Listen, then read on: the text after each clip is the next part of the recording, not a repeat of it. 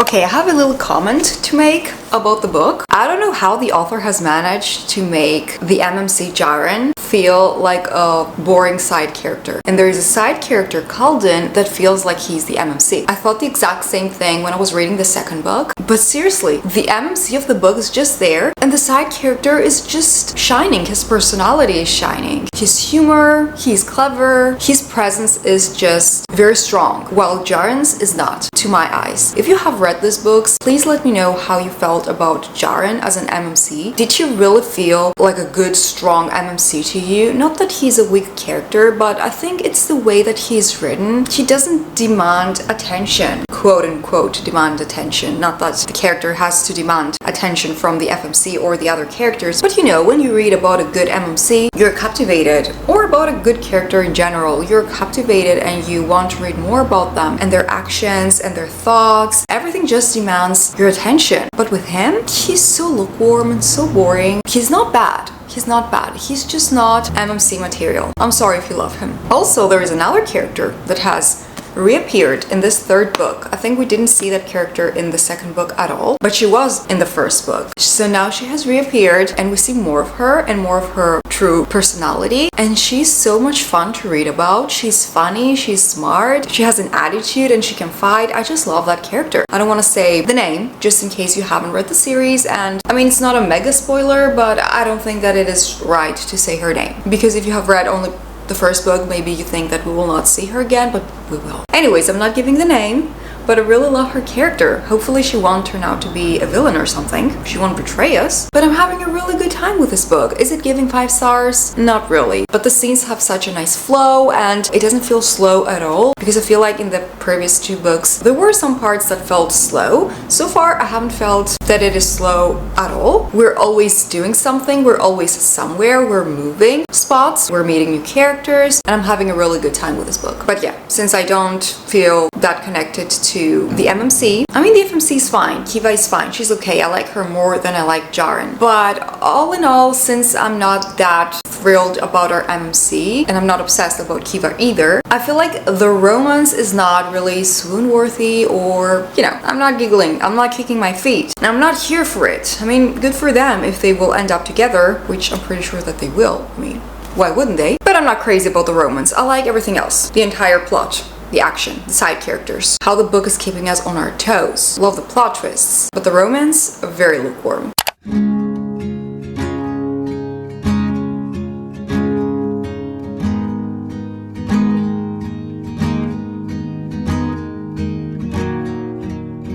Good morning, friends. I have officially finished reading The Blood Traitor. Honestly, I mostly listened to the audiobook, but not gonna lie, I loved it. The narrator did a very good job. But let's talk about the ending of the book and my overall thoughts about it. We had another plot twist that I didn't see coming. After the reveal, I thought I could have seen that coming if I paid closer attention. Sometimes I feel like I try to overanalyze books, especially fantasy books, and I try to read between the lines and maybe figure out plot twists that might come. And sometimes I just read and I don't really try to pay that much attention. Not that I'm not focusing on the story, I am, but I'm not overanalyzing everything, every character and what they look like and what connection they might have with that character. So we had a plot twist that I didn't see coming, but if I had paid closer attention, I could have figured it out. Honestly, this book had so many good reveals and so many good plot twists. I only saw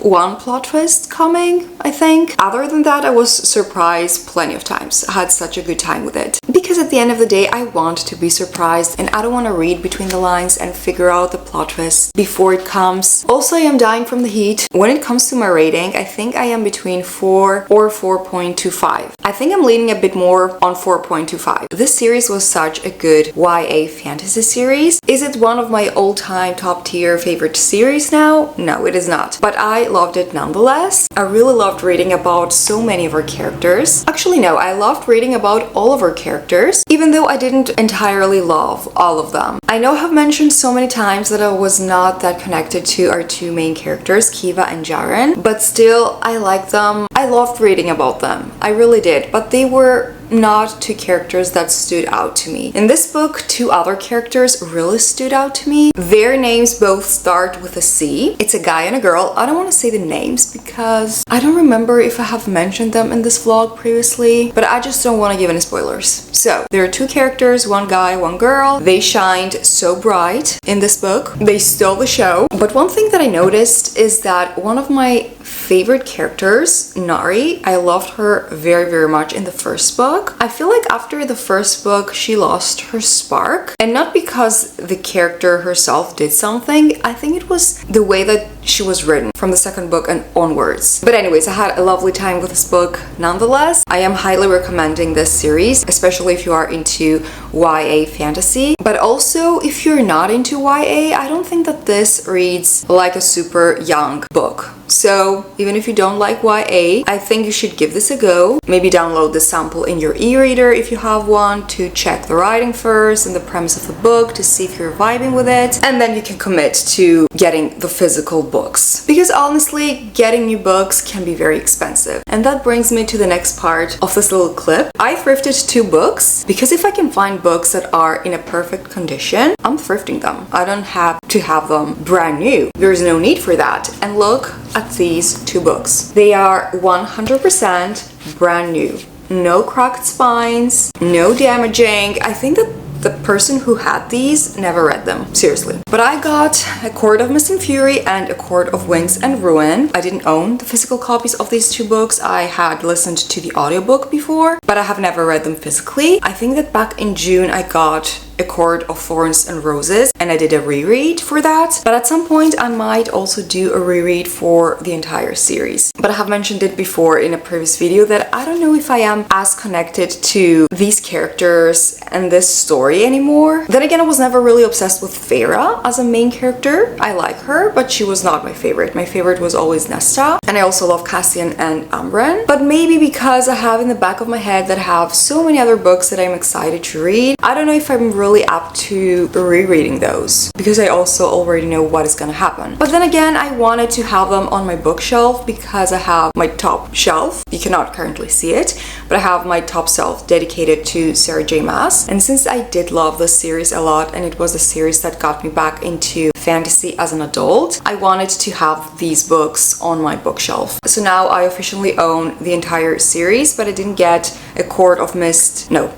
Frost and Starlight because I never really loved that novella, and honestly, I don't want to pay, I don't know, €7 more or so to get the novella. Maybe at some point I will get it, but for now I didn't bother doing so. I just have the entire series except for the novella. But that is for sure not going to be the last book haul in this video. This was just a small introduction to a book haul. I have ordered a few books online and I'm waiting to receive them, and I also will go book shopping this weekend, so I will get some new books then as well, if I find something that I love. If I don't, I'm not gonna get new books just for the sake of getting new books. And I think that more readers and more people that are part of booktube need to talk about that. Books are expensive, they add up, and I feel like thrifting books is a very nice way to save money and also help the environment and not be that wasteful, even though I know we get books and we don't throw them in the garbage or anything, obviously. But still, if someone already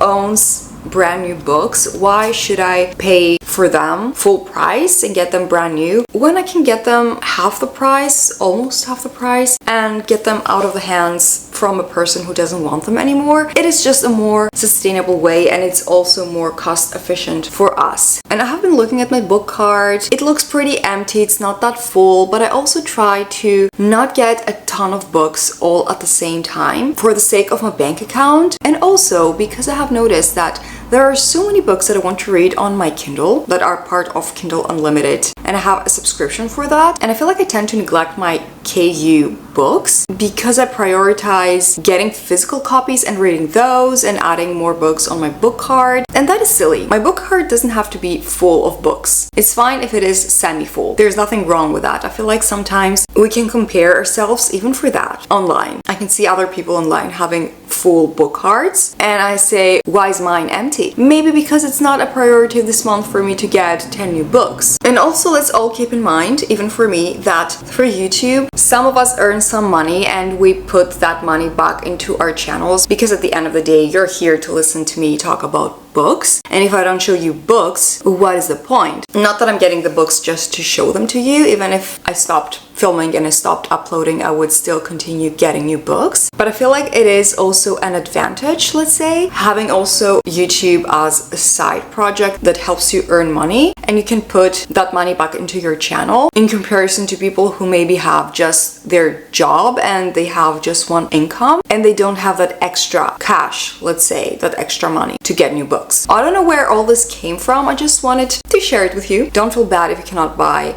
a lot of books all at once. If you can splurge on that and do that, that's awesome. Go ahead and do it. Getting new books is such a nice feeling, and at the end of the day, the books don't get old. You can have them forever. You can read them whenever, but you don't always have to get a ton of new books. And also, if your library has good options and books that you are interested in reading, also support your libraries. How about we sit down and I continue drinking my morning coffee that has gotten super cold and we do some reading. I already know which book I'm gonna read. Where is the book? Here it is. Today we will be starting Wisteria. It is long overdue. It is finally time for me to start Wisteria. I have been wanting to read this book for months and months and months. I loved Belladonna and Foxglove. I especially loved the dark gothic atmosphere of these two books. How many times have I said in this channel the words dark and gothic? Like a million. And I think I will continue saying them. So I will blast the AC, drink my coffee, and I will start Wisteria.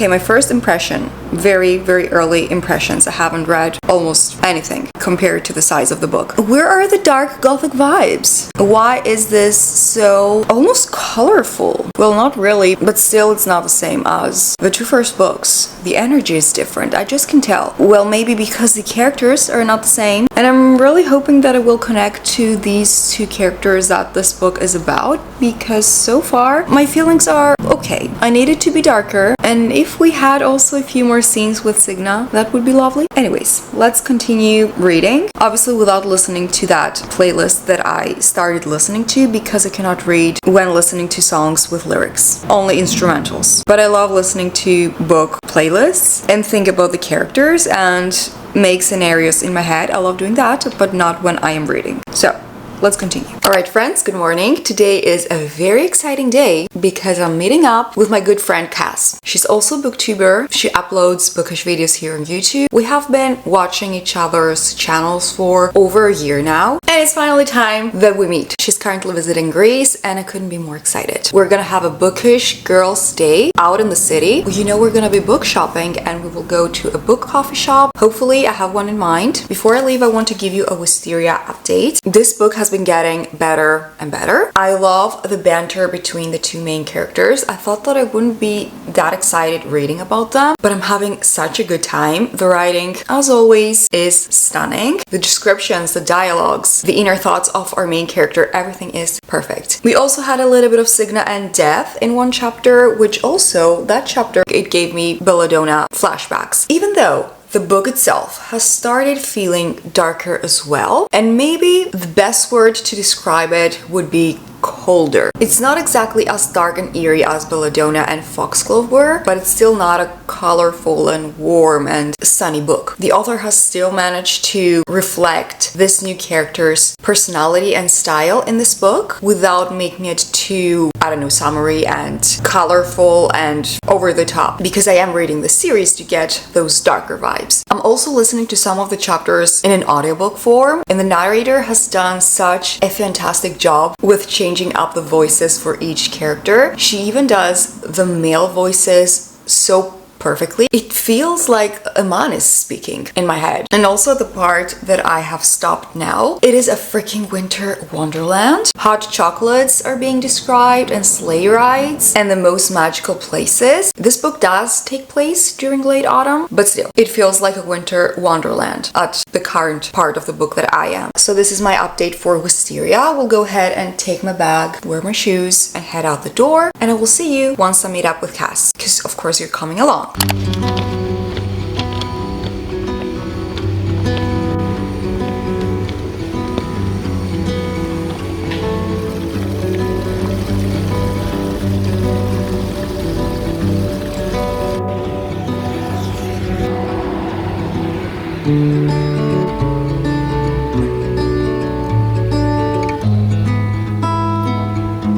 Hello friends, we are here with Kass and we're about to start our girly bookish day in Athens. Our first stop is the bookstore. So we're on our way to the bookstore. We will do some damage today, even though I already have new books here. I will show you later. Kass brought me some really good books from the US. So we're on our way, we're spending the day together. Let's go.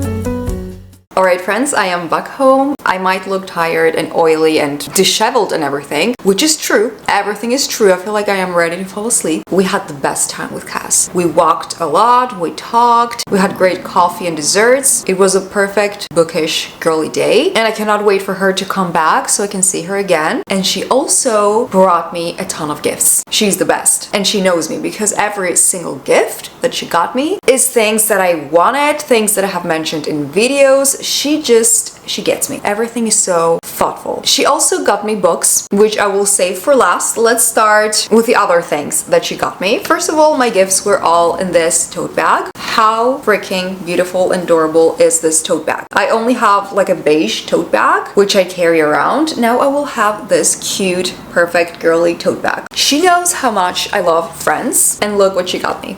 A Friends hat. I wear hats all the time. I am such a huge Friends fan, so I am here for this hat. It will cover me from the sun and I will be able to show off my favorite series. And then she got me these dark chocolates that have orange in them. So they are dark chocolate orange sticks and they are from Trader Joe's. Then in one of my videos I had mentioned that I love plates with blue details. Look what she brought. This is the perfect gift for me. And is this from Walmart? It might be from Walmart because it says find more at walmart.com. I have something that is from Walmart. This is a pinch me moment. You do not understand. I have been watching YouTube for all these years, and especially American YouTube. I mean, I watch a lot of European YouTubers as well, but having things from Trader Joe's and Walmart, it feels surreal. Then she got me the most perfect and adorable mug. I'm gonna have the largest, most delicious cups of tea in this mug. And then she also brought me some teas, which is actually one of her favorite teas, and it's from Good Earth, and it is the sweet and spicy matcha. And now for the fun part, I will share the books that Kass got for me and also some books that I have purchased. So time for a book haul. First of all, she got me Beartown by Frederick Backman. I already owned the book, but there is a difference here. If you can tell, I mean, I'm pretty sure you can. My version is shorter and thicker, while Kass's version is taller and thinner. You already know that I'm keeping her edition, and she also made me a bookmark. She handmade this bookmark, and you cannot really see what it says, but I will read it for you. It says, "Hello Witchling, hello Princeling." And now let's go to Empire of Storms. Screaming, crying, throwing up. Page 85. Hello Witchling, hello Princeling. If you know me, you know that I am obsessed with Throne of Glass, and I'm specifically obsessed with Dorian and Manon. When I saw that, I got so excited, and also the end of the bookmark is like, I think, dragon wings, which is so stunning. And then she got me Black Cake while we were book shopping today. She told me that this is a really great book, and I have also heard a lot of good things about it, and I wanted to read it. So here we are, Black Cake. I cannot wait to start it. And the last book that she got me, You Are Not Ready for It. I was not ready for it. When I saw that, I low-key wanted to scream, but it was my first time seeing Kass in person, and I didn't want to scare her away, so I didn't scream. But look at this edition. I am not okay. This has to be the most gorgeous book I now own. It is hardcover. I think this is a first edition. Kass told me that this is the first edition. The art, this is stunning. I want to live here in this forest. And this is the cover. This is part of a fantasy series. I will be honest, I don't really remember what this book is about, but the book says being the sparrow isn't an honor, it's a trap. So this was everything that Kass got me. Kass, if you're watching, thank you again so much, and thank you for being such a sweet and awesome person. I had the best day with you. And now let's talk about the books that I got. So I had ordered the second and third book in the This Woven Kingdom series. So we have these Infinite Threads which is also part of my August TBR. And we also have All This Twisted Glory. I cannot wait to read those. You all know how much I enjoyed this Woven Kingdom, and I have really high expectations for these two books. And then I got a book that I am so excited to read. I have already started the first few chapters. I downloaded the sample on my Kindle, but now I have the physical copy and I can finally start reading the book. The book is none other than Bury Your Bones in the Midnight Soil by V.E. Schwab. So far I have heard only the best about this book. Everybody who has read it loved it, and I have a feeling that I will love it too. It is about vampires, and I think it goes back and forth in time. Not I think, I am sure, because I have read the first few chapters and we jump from one timeline to the other. And I think we will have about 3 main characters here, but these are all of the new books that I have. I am so excited about all of those. And for the rest of this vlog, we will be reading together Bury Your Bones as well as Wisteria, with which I need to make some progress because I haven't read it all today. I also need to make some progress with this book because I'm currently also reading it with my book club. The plan for now is to unwind, do my nighttime routine, even though it is still not even 7 p.m. but I'm already tired. I'm an old lady at heart.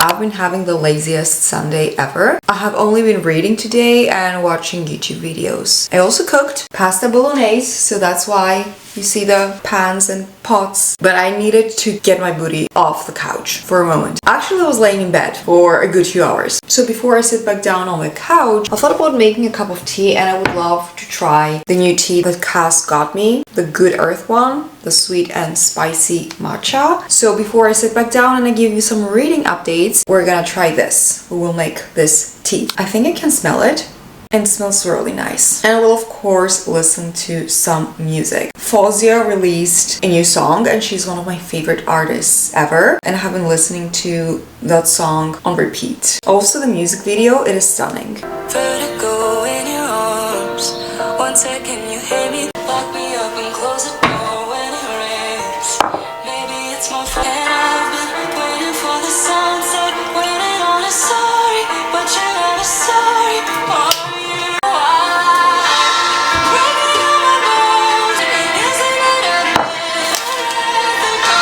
Oh, it has also a little message. Aspire to inspire before you expire.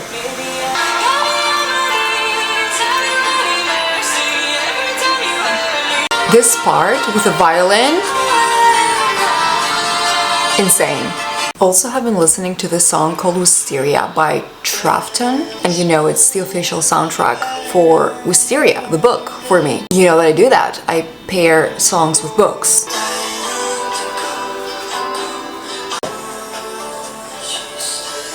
It's later in the day and the lighting is awful, so excuse that, but we have to set the vibe with the fairy lights. This is better. This is cozier. Okay, so let's do a taste test. Haven't tried it yet. Let's see. It smells amazing. It almost smells like a dessert. This is really good. I haven't tasted a similar tea before. It's very good.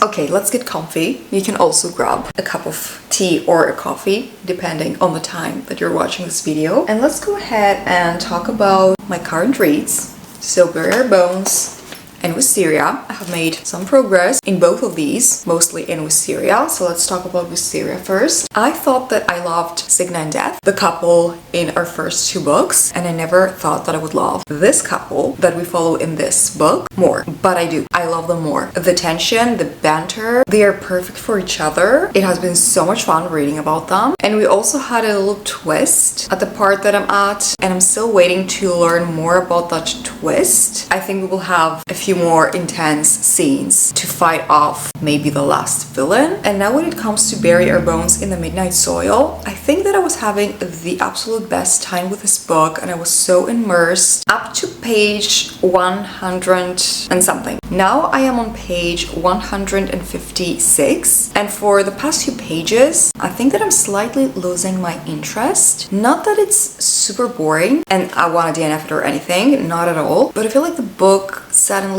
is starting to do a little bit of a dip. We don't really have like a major main plot that we follow, I think. I think this is mostly character driven, but still, in the beginning it was really good. We have also been introduced to a couple more characters that I don't know if I like. I feel like they are just fine. I don't really care for them. Also, I thought that something else would happen with one vampire in this book, but now that vampire is off the picture and I was really disappointed. Anyways, it is still, I think, a very early to tell, but these are my initial thoughts. Should I turn on the lights or keep them off? I think I will keep them off. It feels more cozy. Also, as soon as the sun is about to set, I mean, the sun hasn't already set, as you can see, but it's about to set. I close off the blinds and I also turn off most of the lights. I don't like overhead lights. They bother my eyes, they hurt my eyes, and I just prefer a lower lighting. Anyways, I have finished Wisteria and I will go ahead and give it a 4.5. It was such a great story. The writing was great, I loved the characters, the romance, but I feel like the ending dragged a bit. I think we could have wrapped up things a little bit faster, or maybe I didn't care for the ending. The ending felt chaotic. For a moment there, I was scared that we wouldn't have a good and happy ending. But the only thing I'm gonna say is that the epilogue saved the day, and I am happy. I cannot wait for the novella though, to see more of those characters that I loved. Overall, this was a beautiful story, and I highly recommend this entire trilogy if you're into darker and more mysterious vibes. I feel like this one didn't have that much of a mystery compared to the other two books, but I enjoyed it nonetheless. Now, when it comes to Bury Our Bones in the Midnight Soil, I am a breath away from finishing the book.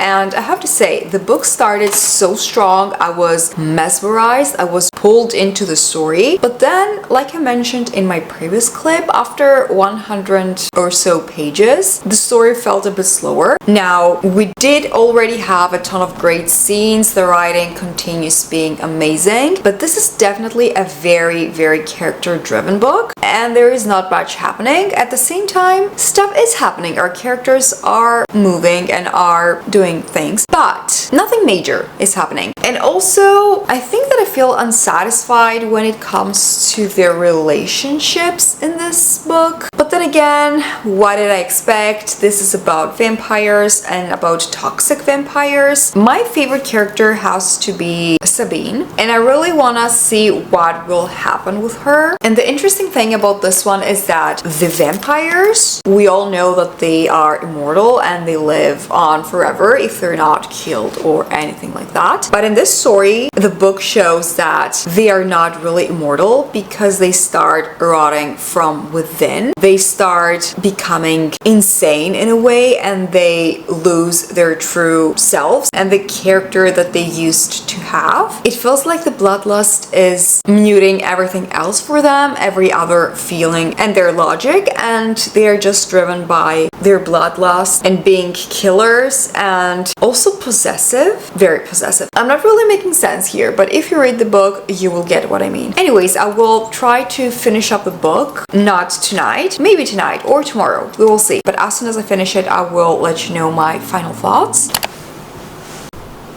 Okay, same spot, same top, but it's a good few hours later. I'm just wearing my PJs. This is my PJ top. That's why it was the same one last night and today. I have officially finished with Bury Our Bones in the Midnight Soil, and my expectations were too high. They were too high. I get that. I recognize that. But at the same time, this is not a bad book. When it comes to my rating, so I can get that out of the way, at the start I thought about giving it 3.75 stars, but then I bumped it up to 4 stars because Sabine deserves it. I loved how her character was written and I loved following her throughout the decades. I think we were following her for over 500 years, if I'm not mistaken, but I loved Sabine. She was hands down my favorite character, but I did have higher expectations for this book. There were a lot of parts that fell flat. They were not keeping me that engaged and interested. But on the other hand, there were plenty of parts that I loved reading about, and the writing overall was fantastic. We might also had a little Adalyn mention here, but I'm not sure. Not sure. It was a teeny tiny part, and I'm not even sure if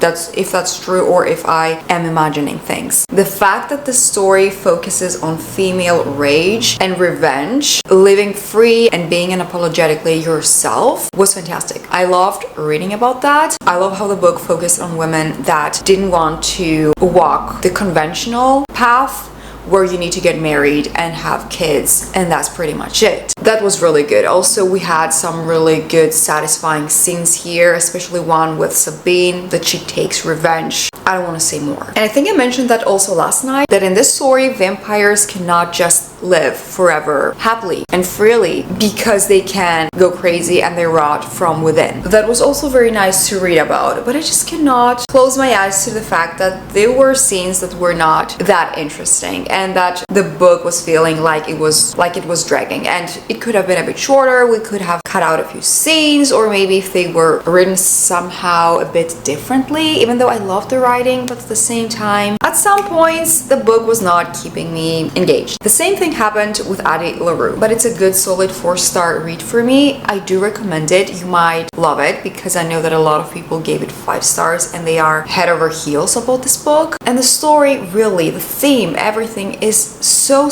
good, but something about the execution of it all, it lost me somewhere. But I do recommend the book. Sabine is my favorite character. I didn't really care about Alice, and Lottie was fine. She was okay. These are our 3 main characters. So these are my thoughts about Bury Our Bones. If you have read the book, let me know down in the comments what you thought about it, or are you planning on reading it? Let me know again. So if you have reached this part of the video, comment down below a black heart emoji. I think that it goes perfectly with the theme of this book. Thank you all so much for watching. I truly hope you enjoyed this video. If you did, don't forget to give it a thumbs up, subscribe if you're new, and I will see you all in my next one. Bye friends!